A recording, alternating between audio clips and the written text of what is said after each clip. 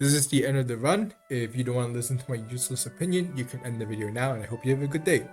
Otherwise, for one person still here, I think this if you were the best way to describe this run, if you were to do this run yourself, I don't think you'll really get much of a experience. I don't think you'll get much of a there won't be much of a difference.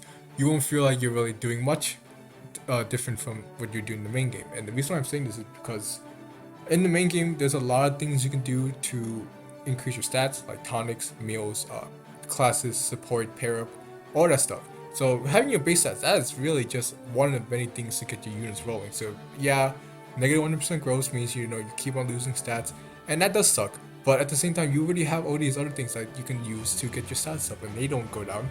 So the outcome is that, in terms of like, okay, so you can't do everything. You can't do very wacky strats, which limits what you can do here, which is kind of sad because some funny strats are nice. But in terms of strats that still work, it gives you the same output, but it just takes longer to do it, and it takes more resources, and that's just the game. The game is the same as the main game, but it's longer and it just takes more, and that's it.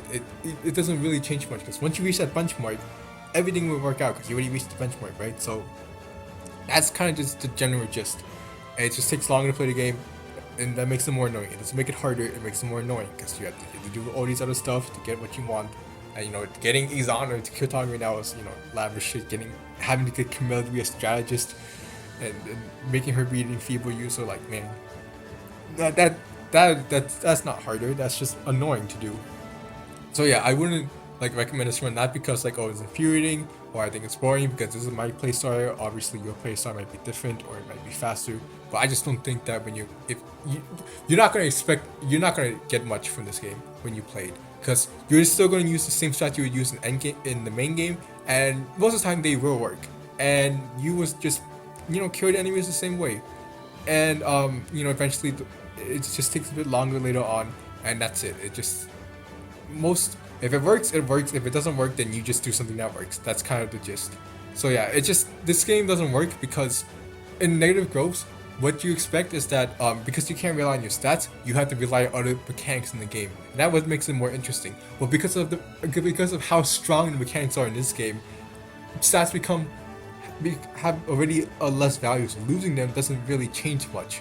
So that's why I think that overall, when you play a game like this and you do negative 100% growth, it really doesn't change much in terms of playstyle. It just limits what you can do, and that's the other side for it. It limits what you can do, because it still works, but you can't go beyond that. You can't really diversify, because Fates is a really big sandbox, and it's really fun to do a lot of stuff that you can do, like reclassing, new partners, new kids, but you can't do it in negative 100% growth. Like, Izana is one of the few people that can kill Takumi. I think there was another strat with Nina, but that was very infuriating because you had to do sword fair, past sword fair and life and death and Niles and Curran, and hell no. But yeah, you're very limited. So that's the other thing. So I think the two things to get from is that sure, it's not significant that you lose stats every level. It's more of just that it's longer, it's more infuriating because when you make one mistake, you can't bounce back. So the choices you have are limited, and that ruins appeal for me, because obviously the more choices you have, the better it is and more fun it is. Replay value, just thinking of stats on your own, and you can't do that. So yeah, I like I said, I wouldn't recommend it because it's just how much it limits you. So yeah, up next is Revelations. I am not looking forward to Revelations because Revelations, I do not enjoy playing that game, but I'll just do it for the sake of completing it.